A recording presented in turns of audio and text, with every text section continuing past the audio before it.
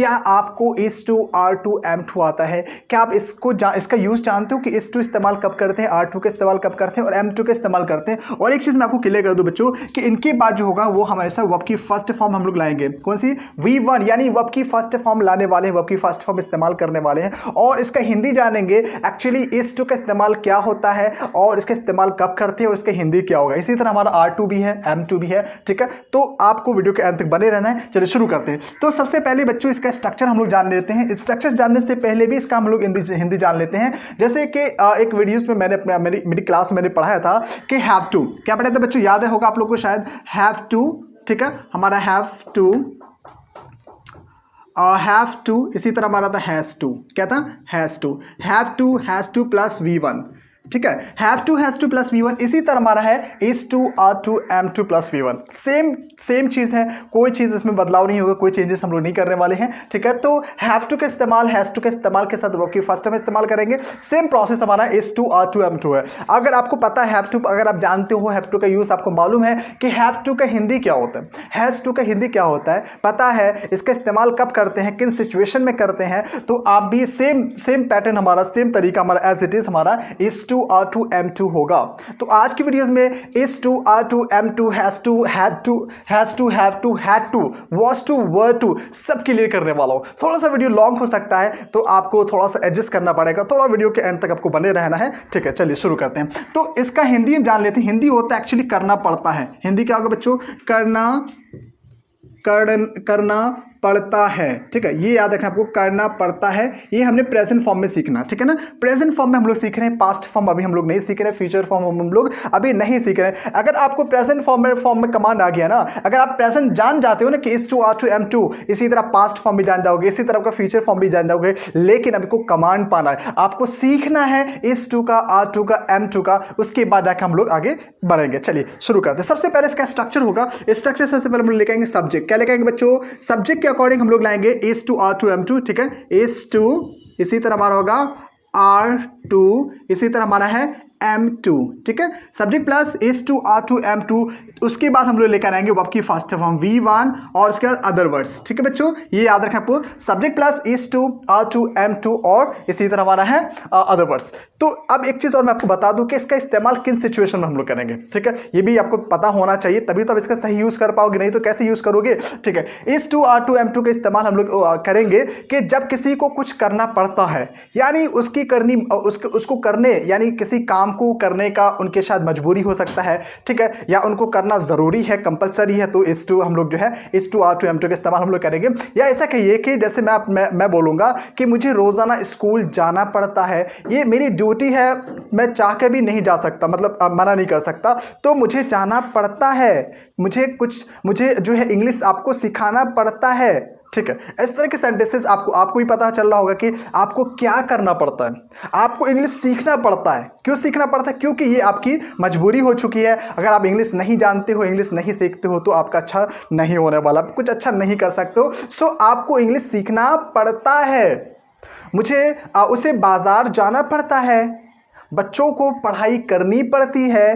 तो इस तरह के सेंटेंसेस को बनाने के लिए आप जो है इसकी मदद ले सकते हो। चलिए शुरू करते हैं। आई होप कि क्लियर हो गया होगा आपका। चलिए आगे देखते हैं बच्चों, सेंटेंसेस हम लोग बनाएंगे। एक सेंटेंस मैं जैसे लूंगा, मुझे अब ये चीज मैं आपको पहले क्लियर कर देता हूं कि is2 R2 M2 के अकॉर्डिंग हम लोग कौन से सब्जेक्ट इस्तेमाल करेंगे।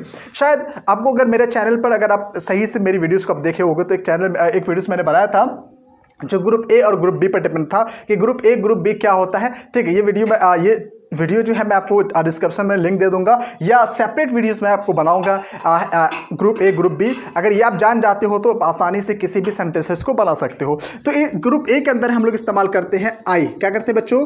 ग्रुप ए, ये प्लूरल ग्रुप हो गया है, आई, इसी तरह हमारा है यू, इसी तरह है वी, इसी तरह हमारा है दे, ठीक है। ये क्लियर करना है। आई यू वी दे प्लूरल, ये ग्रुप ए हो गया है। प्लूरल के अंदर में आपका कोई भी एग्जाम्पल्स आप प्लूरल का लिख सकते हो। जैसे मैं लिखूंगा बॉयज, क्या लिखूंगा बच्चों? बॉयज लिखूंगी। ये बॉयज का, ये प्लूरल का एग्जाम्पल बॉयज हो गया है। अब मैं इसके अकॉर्डिंग अब यहां से हेल्पिंग वर्ब को जो है सिलेक्ट करूंगा, ठीक है ना। तो सब्जेक्ट तो हमारा, ये हमारा सब्जेक्ट हो गया है, ये हमारा सब्जेक्ट हो गया। इसमें से हेल्पिंग वर्ब इसके अकॉर्डिंग क्या आएगा, यानी प्लूरल होता है ना, प्लूरल के साथ हम लोग जो हमेशा हेल्पिंग वर्ब कौन से इस्तेमाल करते हैं, ठीक वो देखना है। तो प्लूरल के साथ हम लोग जो इस्तेमाल करेंगे R2 का इस्तेमाल करेंगे। एक सिर्फ आई इकलौता है जिसके साथ हम लोग जो है M2 का इस्तेमाल हम लोग करेंगे, ठीक है। हम जैसे लिखेंगे I am टू, उसके बाद हमको लेकर क्या नहीं है बच्चों, वो आपकी फर्स्ट फॉर्म, मुझे खेलना पड़ता है। आई एम टू प्ले, खेलने को क्या कहते हैं हम लोग, प्ले कहते हैं ना। आई एम टू प्ले, मुझे खेलना पड़ता है। क्या खेलना पड़ता है, आपने कहा कि फुटबॉल खेलना पड़ता है। I am to play football, ये हमने लिख दिया, क्लियर हो गया। I am to play football, मुझे फुटबॉल खेलना पड़ता है, मुझे घर जाना पड़ता है। I am to go to house, मुझे घर जाना पड़ता है, मुझे इंग्लिश सीखना पड़ता है। I am to learn English, आपको मुझे इंग्लिश सिखाना पड़ता है। सिखाने को हम लोग इंग्लिश में कहते हैं टीच कहते हैं, सिखाना या पढ़ाना, ठीक है। I am to teach English, मुझे इंग्लिश पढ़ाना पड़ता है। मुझे एग्जाम्स देने पड़ते हैं। I am to face exam. अब यहाँ पर आपके जहन में आ रहा होगा सर हैव टू लगाइए ना, क्योंकि हैव टू भी तो आएगा ना यहाँ पर। Have to, I have to play football, मुझे फुटबॉल खेलना पड़ता है, ठीक है। हैव टू इस्तेमाल आप कर सकते हो अगर आपको पता है तो अगर आपको हैव टू पता है, एम टू पता नहीं है, किसी ने आपके सामने एम टू इस्तेमाल कर लिया, कहा कि I am to deliver speech, मुझे स्पीच देनी पड़ती है, तो भाई आई एम टू आपको थोड़ा सा जानकर हैरानी भी, यार ये आई एम टू क्या है। आई एम टू तो सर ने कभी पढ़ाया नहीं है, ये आई एम टू क्या है। तो आई एम टू मतलब होगा करना पड़ता है, ये चीज़ आपको याद रखना। आई एम टू, ये आई एम टू सिर्फ और सिर्फ हमेशा सब्जेक्ट आई के साथ ही आता है, ये क्लियर करना आपको। I am to play football, मुझे फुटबॉल खेलना पड़ता है। अब बारी आती है बच्चों, ये वी हमारा यू है, वी है, दे है, प्लूरल है, इनके साथ कौन सा हेल्पिंग वर्ब इस्तेमाल हम लोग करेंगे। तो मैं आपको बता दूं, प्लूरल के साथ हमेशा आर का इस्तेमाल किया जाता है। प्रेजेंट फॉर्म में आर का इस्तेमाल किया जाता है। ये ग्रुप ए है, ग्रुप बी के साथ हमेशा जो है आप जो है आर का इस्तेमाल आप करोगे एक हेल्पिंग वर्ब में, ठीक है ना। तो जैसे यहाँ पर लिखेंगे यू के साथ हम लेकर आएंगे R2, यू आर टू, आपको करना पड़ता है, क्या करना पड़ता है, आपको बाइक चलाना पड़ता है। यू आर टू, चलाने को इंग्लिश में हम लोग कहते हैं राइड, क्या कहते हैं बच्चों, ride. You are to ride bike, ठीक है, हमने लिखा bike. You are to ride bike, आपको बाइक चलानी पड़ती है। आपको भूलना पड़ता है, आपको अपने पास्ट को भूलना पड़ता है, ठीक है ना। तो आपको हम क्या कहेंगे, यू ही कहेंगे। यू आर टू यहाँ तक लेकर आना है। यू आर टू, भूलने को क्या कहते हैं, forget, FORGET, forget. You are to forget your past, you are to forget your past, आपको अपने पास्ट को भूलना पड़ता है। क्लियर, यहाँ तक समझ में आ गया ना आपको बच्चों। तो तुमको कुछ करना पड़ता है, तुम्हें जाना पड़ता है। यू आर टू गो, तुम्हें जाना पड़ता है, तुम्हें मुझसे मिलना पड़ता है। You are to meet me, तुम्हें देखना पड़ता है। यू आर टू सी, तुम्हें मैनेज करना पड़ता है, कहते हैं ना, तुम्हें सब कुछ पूरा सब घर को मैनेज करना पड़ता है। You are to manage your house, तुम्हें अपने घर को मैनेज करना पड़ता है, ठीक है। इस तरह के सेंटेंसेस को बनाने के लिए हम लोग R2 का इस्तेमाल कर सकते हैं, या आप हैव टू का भी इस्तेमाल कर सकते हैं। You have to manage your house, आपको अपने घर को मैनेज करना पड़ता है। You have to teach me, आपको मुझे पढ़ाना पड़ता है। क्लियर, इस तरह के सेंटेंसेस की आपको प्रैक्टिस करनी है बच्चों। जब तक प्रैक्टिस नहीं करोगे क्लियर नहीं होने वाला है। सो प्रैक्टिस इज मस्ट, ठीक है। आगे बढ़ते हैं। नेक्स्ट यहाँ तक क्लियर हो गया बच्चों। Same process, same formula, same pattern हमारा है, सेम स्ट्रक्चर वी के साथ भी है। वी के साथ भी हम लोग क्या इस्तेमाल करेंगे, वी आर टू गो, हमें जाना पड़ता है, ठीक है। वी आर टू गो, हमें जाना पड़ता है। या दे का है, दे के साथ भी हमारा सेम पैटर्न रहेगा। जैसे बोलेंगे they are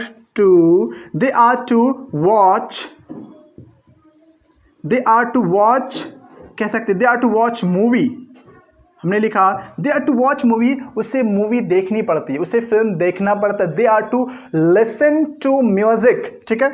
they are to listen to music, उसे गाना सुनना पड़ता है, म्यूजिक सुनना पड़ता है। दे आर टू डांस, उसे डांस करना पड़ता है। दे आर टू परफॉर्म, उसे परफॉर्म करना पड़ता है। They are to obey their parents, उसे अपने पेरेंट्स की बात माननी पड़ती है। बन रहा है ना। इस तरह के सेंटेंसेस आप भी बनाओ, आप भी प्रैक्टिस करो, ठीक है। और परफेक्ट बनो, प्रैक्टिस करोगे तभी परफेक्ट बनोगे, तभी इंग्लिश के मास्टर बन पाओगे। Otherwise you can not do anything, आप कुछ नहीं कर सकते हो। वेल, आगे बढ़ते हैं। प्लूरल में बच्चों आप कोई सा भी प्लूरल के एग्जाम्पल्स ले सकते हो। जैसे आप कह सकते हो को दोस्तों को पार्टी देनी पड़ती है, तो दोस्तों को इंग्लिश में हम लोग क्या कहते हैं, फ्रेंड्स कहते हैं। आप लिख सकते हो friends are to treat friends are to treat का मतलब क्या आप कह सकते हो पार्टी देना, ट्रीट देना। Friends are to treat us, हमें देनी पड़ती है, तो दोस्तों को हमें पार्टी देनी पड़ती है। हमें गरीब जैसे हम प्लूरल और ले सकते हैं कि हमें जो है लोगों की मदद करनी पड़ती है। हमें तो एक्चुअली हम लोग वी इस्तेमाल करनी है, we are to help people, we are to help people, हमें लोगों की मदद करनी पड़ती है। आई होप के स्टूडेंट्स ये वाला आपका ग्रुप एक क्लियर हो गया, यानी आपका यहाँ पर से हमने सब्जेक्ट M2 हमारा R2 क्लियर हो गया। क्लियर हो गया ना आपका, वेरी गुड। अगर बारी आती है कि सर हमको नेगेटिव भी बनाने की जरूरत पड़ सकती है, हमको नेगेटिव भी बनाना है, तो कैसे बनाएंगे? नेगेटिव तो हो, ठीक है, तो मैं आपको बताता हूं कि नेगेटिव बनाने के लिए हमेशा ध्यान रखना बच्चों कि हेल्पिंग वर्ब जब होता है ना, हेल्पिंग वर्ब के जस्ट बाद नॉट इस्तेमाल करेंगे। जैसे हमारे पास हेल्पिंग वर्ब यहाँ पर एम के है, एम के बाद नॉट लाएंगे, एम नॉट टू लाएंगे, यानी एम के बाद नॉट लाना है, टू के बाद नहीं लाना है, एम नॉट टू। जैसे I am not to play football, मुझे फुटबॉल नहीं खेलना पड़ता है, I am not to play football, ठीक है। इसी तरह तुम्हें नहीं खेलना पड़ता है, यू आर नॉट, आर के बाद आपको नॉट लेकर आना है। इसी तरह हमें नहीं जाना पड़ता है, तो we are not to go, हमें नहीं जाना पड़ता है। और उन्हें मूवीज़ देखनी नहीं पड़ती है, they are not to watch movie. Clear, ठीक। आगे देखते हैं प्लूरल में, जैसे मैंने लिखा कि friends are not to treat us, के फ्रेंड्स को हमें ट्रीट नहीं देनी पड़ती है। ये प्लूरल के एग्जाम्पल्स हो गया। तो बारी आती बच्चों, हमारा इस भी बचता है ना, इसके एग्जाम्पल्स हम देखते हैं, कंटिन्यू बने रहना आपको। क्या होता है अब ये भी पूछोगे सर ग्रुप बी क्या होता है? ग्रुप बी जो होता है बच्चों, मैं आपको बता दूं कि ग्रुप बी जो होता है वो सिंगुलर ग्रुप होता है, यानी सिंगुलर जो भी सब्जेक्ट है, सिंगुलर जो भी नाउन है, मैंने उसको एक ग्रुप में डाल दिया, उसका नाम मैंने दिया कि ग्रुप बी। ग्रुप ए का क्या था हमारा? ग्रुप ए में जितने भी प्लूरल सब्जेक्ट होता है हमारा, यानी प्लूरल जितने भी सब्जेक्ट होता है उसको मैंने एक ग्रुप में डाल दिया, उसका नाम दिया गया है कि ग्रुप ए यानी ग्रुप बी। ग्रुप ए यानी प्लूरल ग्रुप, ग्रुप बी यानी सिंगुलर ग्रुप। ये चीज़ आपको याद रखना है। सिंगुलर ग्रुप अगर हमको समझ में आ जाता है तो उसके साथ सिंगुलर वर्ब आनी है, या प्लूरल वर्ब के साथ प्लूरल वर्ब आनी है, क्या आना है, तो ये चीज़ें हमारे थोड़ा सा क्लियर हो जाता है, ताकि हमको सेंटेंसेस बनाने में, सेंटेंस को समझने में कोई डाउट्स नहीं होता है, कोई जहन में किसी तरह का कोई कंफ्यूजन्स नहीं होते हैं। तो देखते हैं ग्रुप बी का, देखते हैं सबसे पहले ग्रुप बी में एक्चुअली हम लोग लिखेंगे ग्रुप बी में आपका आएगा ही, शी, इट, नाउन, इसी तरह हमारा है सिंगुलर, ठीक है, ये चीज़ आपको याद रखना है।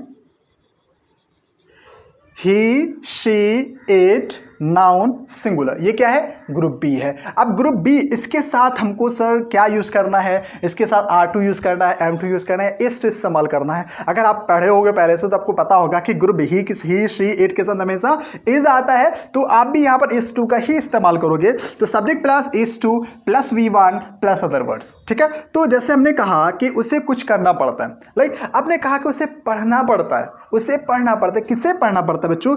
उसे, यानी किसी मेल की बात हो रही है, उसे पढ़ना पड़ता है। हमने लिया सब्जेक्ट हमारा है, हमारे पास है ही, और हमने इस टू का इस्तेमाल यहाँ करना है, ही इज टू क्या करना पड़ता है? पढ़ना पड़ता है। तो सर पढ़ने को हम इंग्लिश में स्टडी कहते हैं, पढ़ने को इंग्लिश में स्टडी कहते हैं, रीड भी कहते हैं। तो आपको डिपेंड करता है कि क्या पढ़ता है। कोई बुक पढ़ रहा है तो ये आप रीड कर रहे हो, लेकिन वो कोई पढ़ाई करे, कोई कोर्स कर रहा है, वो स्कूल में पढ़ता है, वो कॉलेज में पढ़ता है, वो यूनिवर्सिटी में पढ़ता है, वो स्टडी कर रहा है, रीड नहीं कर रहा है। वहाँ पर रीड क्या कर रहा है? आपने कोई बुक उठाया, आप पढ़ना शुरू कर दिए तो आप रीड कर रहे हो, न्यूज़पेपर आपने उठाया, पढ़ना शुरू कर दिया, आप रीड कर रहे हो। लेकिन स्टडी करोगे, आप कंटिन्यू पढ़ाई कर रहे हो ना, 2 घंटा 4 घंटा 5 घंटा, ये लगातार आप पढ़ाई करते हो, तो वो आपका स्टडी होता है। ये चीज़ दोनों क्लियर कर हो जाना चाहिए आपका कि रीड और स्टडी दोनों अलग होते हैं, दोनों का यूज़ भी अलग है।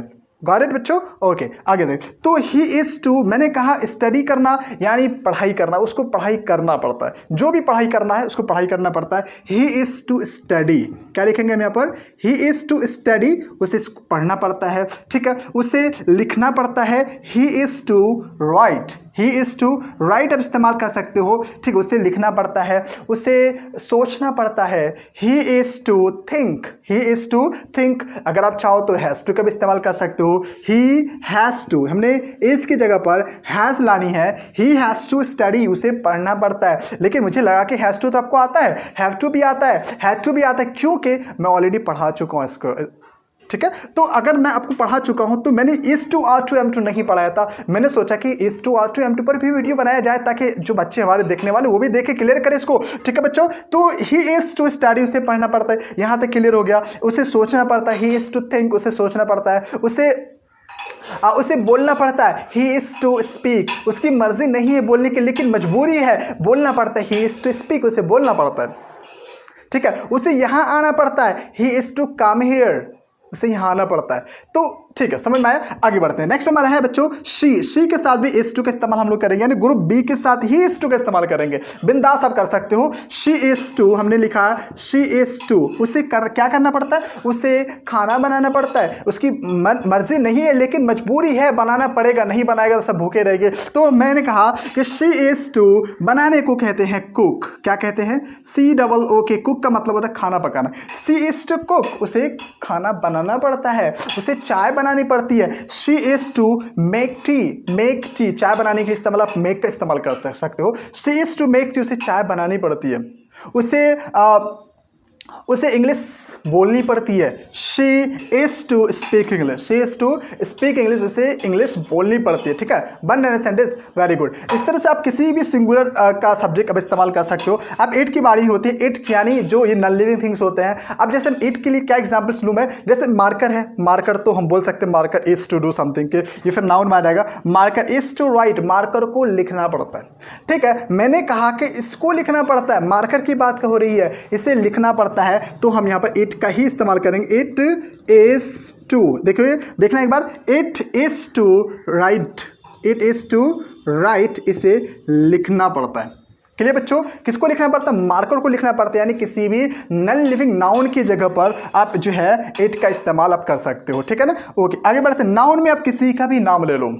भारत को तरक्की करना पड़ता है, आगे बढ़ना पड़ता है। भारत को इंग्लिश में हम इंडिया कह सकते हैं आप, ठीक है। India is to, India is to तरक्की करने को हम लोग कहते हैं डेवलप, क्या कहते हैं, प्रोग्रेस कहते हैं, डेवलप कहते हैं, ठीक है।